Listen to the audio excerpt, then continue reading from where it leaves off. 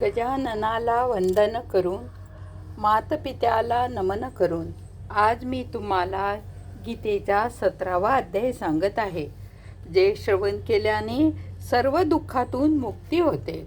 ओम नमो भगवते वासुदेवाय. ओम नमो भगवते वासुदेवाय. ओम नमो भगवते वासुदेवाय. श्रीकृष्ण भगवान म्हणाले, आणि जे दान क्लेशपूर्वक तसेच प्रत्युपकाराच्या हेतूने म्हणजेच त्यांच्या मोबदल्यात आपले संसारिक कार्य साध्य करण्याच्या आशेने किंवा फलाचा उद्देश ठेवून मग दिले जाते, ते दान राजसदान आहे. आणि जे दान सत्काराशिवाय अथवा तिरस्कारपूर्वक अयोग्य देशात अयोग्य वेळी कुपात्रालाही म्हणजेच मद्यमास इत्यादी भक्षण करणाऱ्याला, तसेच चोरी, जार कर्म इत्यादी नीच कर्म करणाऱ्याला दिले जाते, ते दान तामस म्हटले आहे. हे अर्जुना, ओम तत्सत असे हे 3 प्रकारचे सच्चिदानंद घन ब्रह्माचे नाव सांगितले आहे.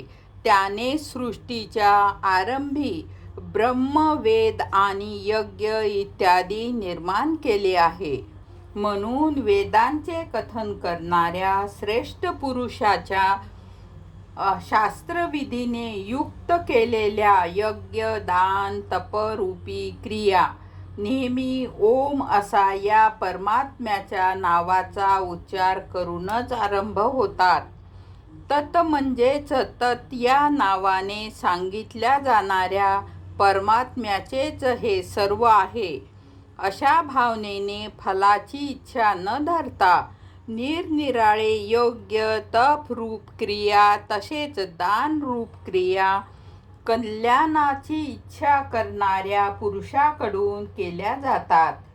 सत असे हे परमात्म्याचे नाव सत्यभावात आणि श्रेष्ठ भावात योजले जाते. तसेच हे पार्थ, उत्तम कर्मामध्येही सत हा शब्द प्रयोग केला जातो. तसेच यज्ञ, तप आणि दानामध्ये जी स्थिती आहे ती सुद्धा सत आहे असे म्हटले जाते.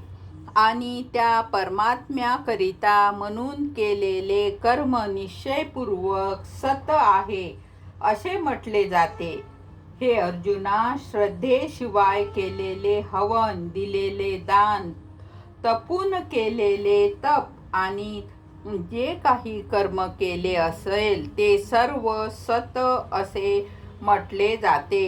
ते या लोकी आणि मृत्यू लोकानंतरही लाभदायक होत नाही. म्हणून मनुष्याने सच्चिदानंद घन परमात्म्याच्या नामाचे निरंतर चिंतन करीत निष्काम भावाने केवळ परमेश्वरासाठी शास्त्रविधीने नेमून दिलेले कर्म परमश्रद्धेने आणि उत्साहाने आचरण करावीत.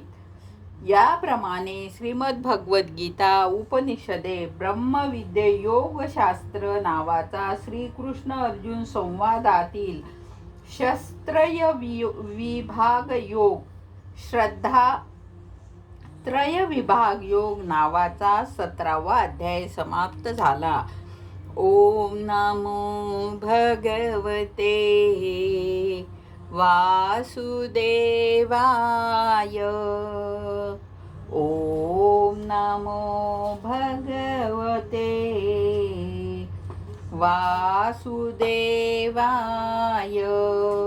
हरये नमः, हरये नमः, हरये नमः.